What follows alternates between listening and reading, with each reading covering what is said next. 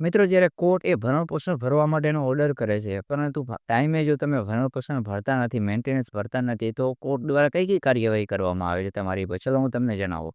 નમસ્કાર સાથી મિત્રો, હું advocate Jaydeep Bodh, advocate the Gujarat high court law simplified ફોરમમાં તમામ મિત્રોનું હાર્દિક સ્વાગત કરું છું. ત્યારે પતિ પત્નીનો કોઈ કારણસર ઝઘડો થાય અને પત્ની દ્વારા મેન્ટેનન્સ માંગવામાં આવે છે 125 અંતર્ગત સીઆરપીસીની કલમ 125 અંતર્ગત જ્યારે ભરણપોષણનો કેસ કરવામાં આવે છે અને બીએનએસએસની નવી કલમ 144 અંતર્ગત આવે થાય છે. તો આ જ્યારે કેસ કરવામાં આવે છે તો કોર્ટ દ્વારા વચગાળાનો અથવા તો ટ્રાયલ બાદ ભરણપોષણ માટેનો ઓર્ડર કરવામાં આવતો હોય છે.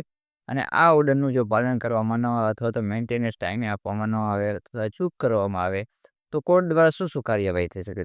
તો પ્રથમ તો તમારા પર પકડ વોરંટ રજૂ કરવામાં આવે છે. જ્યારે તમે મેન્ટેનન્સ ભરતા નથી તો તમારી વિરુદ્ધ વોરંટ ઇસ્યુ કરવામાં આવતું હોય છે અને પોલીસ દ્વારા તમારી ત્યાં પકડ કરી કોર્ટમાં તમને રજૂ કરવામાં આવતા હોય છે.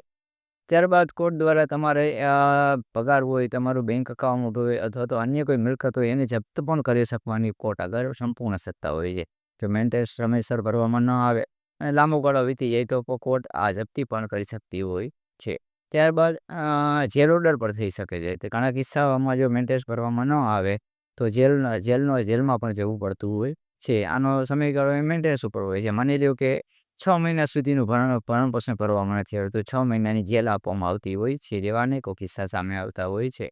આમ કોર્ટ દ્વારા જપ્તી વોરંટ, ત્યારબાદ વ્યક્તિની ધરપકડ અને અંતે જેલ પણ મોકલવામાં આવતા હોય છે. પરંતુ જો ઘણીવાર એવું બનતું હોય છે કે કોઈ પતિ દ્વારા એ ભરણપોષણ ભરવા માટે એમના પગાર લેટ થાય અથવા તો તેમને નોકરીમાંથી બરતરફ કરવામાં આવે અથવા તો કોઈ આર્થિક સમસ્યા આવે તો આના માટે તમારે કોર્ટમાં અરજી કરવાની હોય છે મેન્ટેનન્સ ઘટાડવા માટેની. કારણ કે કારણો તમારે દર્શાવવાનું હોય છે. હવે આ કારણો જો કોર્ટ ખરી ઉતરે તો તમને મેન્ટેનન્સ ઘટાડી પણ દે છે, પરંતુ માફ સંપૂર્ણ કરી દેતી હોતી નથી. અને મેન્ટેનન્સ એ કોર્ટનો હુકમ છે એટલે સંપૂર્ણપણે તમારે ભરવું જ પડે છે. એનો કોઈ છુટકારો નથી. જો ભરવામાં ન આવે તો ઉપર મુજબની મેં તમને જણાવી એવી કાર્યવાહી થઈ શકે છે. તેથી મેન્ટેનન્સ તમે હંમેશા ભરો અને અવેર રહ્યો. વધુ જાણકારી માટે તમે મને ડીએમ કરો. જય ભીમ, જય ભારત.